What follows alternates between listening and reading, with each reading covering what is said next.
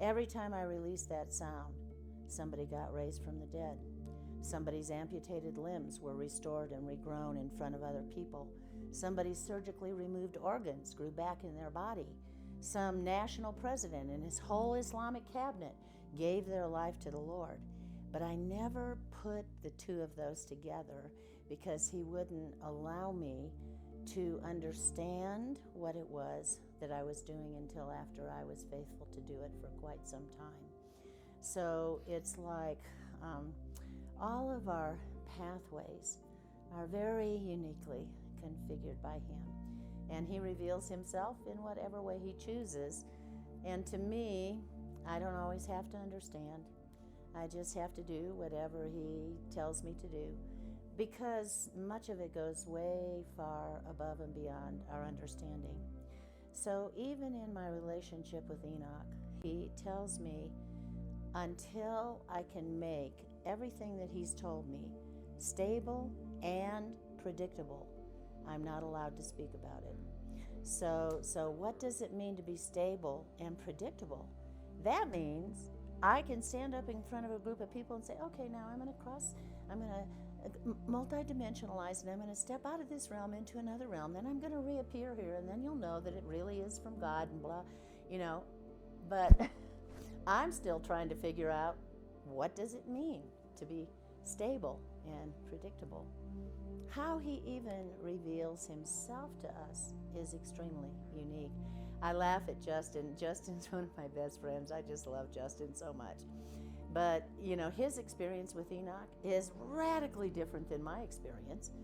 And it doesn't mean one's right or one's wrong. It just means they're different. So he chooses to reveal himself in different ways. The first time I ever talked to him about Enoch, oh yeah, he appeared as this beautiful, stunning being with this glorious smile and this really wonderful, soft manner. And I'm going, oh my gosh.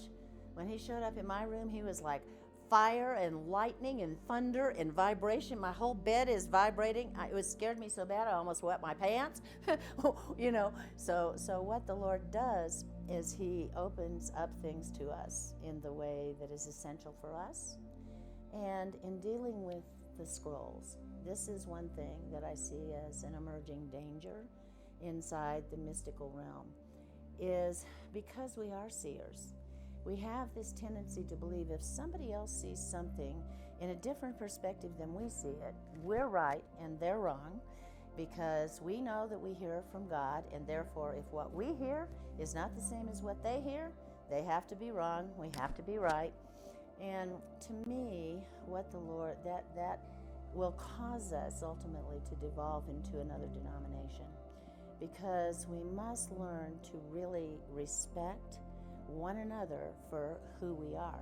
Your revelation is going to be radically different than a lot of people, even in the profound prophetic movement. So the issue is not that one is right and one is wrong.